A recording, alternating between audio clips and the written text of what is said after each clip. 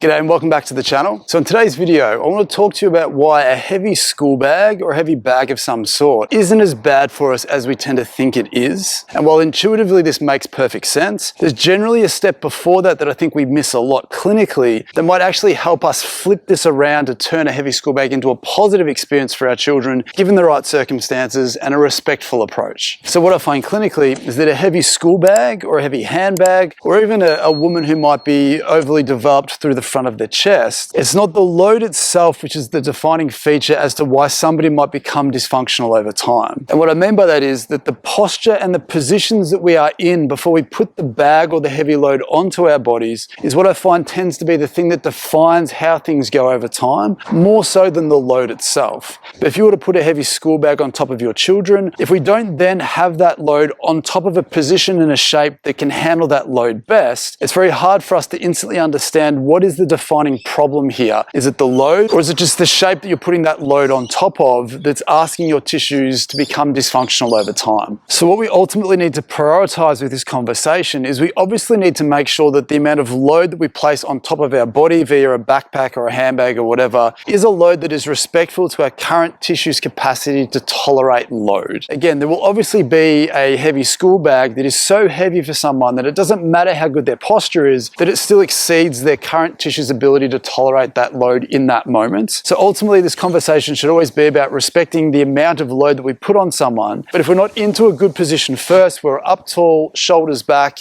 and looking forwards, then we're never truly going to understand how much load is too much load for our tissues to tolerate in each individual situation. But to flip the script around, what's really encouraging about this is if you can place your child into a position that they can feel is a good position first, and then you place a heavier backpack on top of that, they may actually now begin to become stronger from that experience as opposed to eventually become dysfunctional over time. So it's incumbent upon us as people to recognize that if we can be in a better posture and maintain that posture regardless of the size and the amount of load going through those areas, then this may eventually become a positive experience for your body if done in a respectful way. So what I want to touch on next in this video is I want to give you 3 or 4 things that you can do to improve your tissue's tolerance to be in this position, potentially allowing you to handle that load if you can't change it over time. So the first exercise I want to touch on here is simply what's called a farmer's carry or a suitcase carry. So when doing a suitcase carry, as the name implies, we want to load you up with enough weight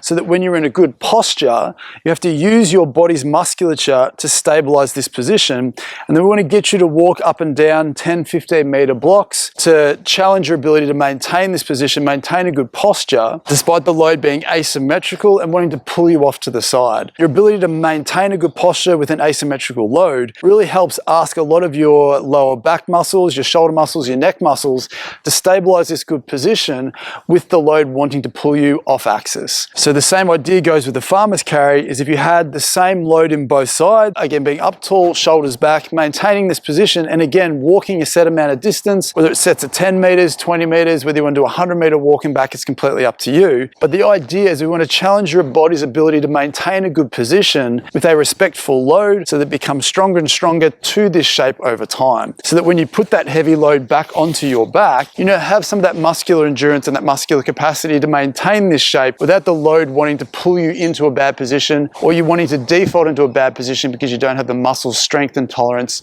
to be in a better shape. So once you've spent some time challenging your ability to maintain a good posture with a suitcase carry or a farmer's carry, we can be a little bit more specific with what we do and try and target some of the muscles in your back and in your shoulder blades that might not be strong enough, that might be asking you to drop into a bit of a rounded shape and sort of lose that good posture. Because again, if you're out of a good posture and then you add an external load onto that, your tissue's ability to tolerate that load diminishes dramatically compared to what it would be if everything's loaded up in a way that it's designed to tolerate. So the next exercise is an exercise that should hopefully make it easier for you to maintain a more extended position through your back without wanting to dump forwards without realizing it. So what we want to get you to do is we can get you to lie down on your tummy, and you can have your hands wherever you feel comfortable, but we can have it here on your forehead for the purposes of this exercise. So all we want to get you to do is gently extend up as far as you feel comfortable, lifting your chest and if you can, your stomach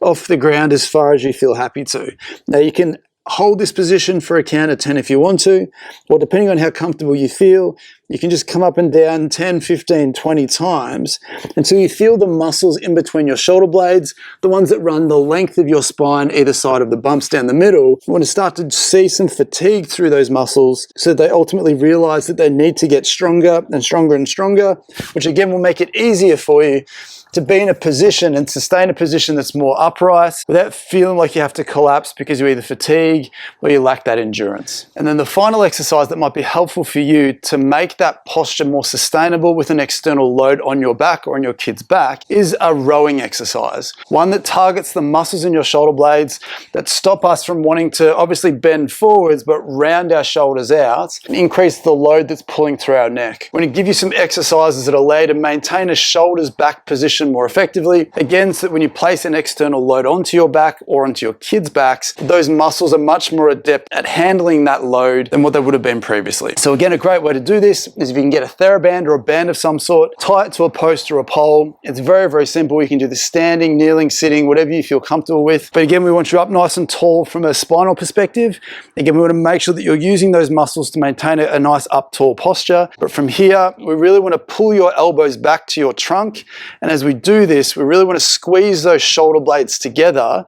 to tell them that this is a position that we value, to fatigue the muscles that we ask to pull our shoulders back, to again ask our brain to come back stronger day in, day out to handle the load that we're starting to put through these areas correctly. So again, we want enough tension on the band, we want enough resistance to make sure that when you get to 10 or 15, that you genuinely start to feel some fatigue in between those shoulder blades. We want to make sure that you end up in a really, really nice posture. We don't want you to feel like you're overcorrecting or doing anything a little bit awkward here. So we can give them greater capacity to handle the load that we might be putting through that with a school bag, a handbag, or something else entirely. So once again, it's really important to summarize this to make it really clear. We always want to respect how heavy a child's school bag is, how heavy your handbag is, how heavy any external load is that we place onto our bodies, because there is a level of tolerance our tissues will have before it starts to become dysfunctional over time. But the point that I want to raise in this video is I think there's a greater perspective that we also need to be aware of here that can fundamentally change our appreciation of what's important when we're having this conversation. So if you or your kids are someone who tends to end up in a bad position and puts an external load on top of that, then the most important thing for you to think of first before trying to avoid that external load or even reduce that external load is ask yourself, what position are you actually getting into before that external load is applied? And if the answer is maybe not the best version possible, please do yourself a favor to try and be up nice and tall, keep those shoulders back first, then place your bag on top of that and see what you feel you can sustain for the length of time that you need to sustain that shape. You might find that initially it does feel a little bit more fatiguing because you're asking those muscles to do things that maybe they haven't been doing intuitively for a little while. But ultimately this conversation can be a really positive one because if you are placing that external load onto a much better posture and the effort required to maintain that posture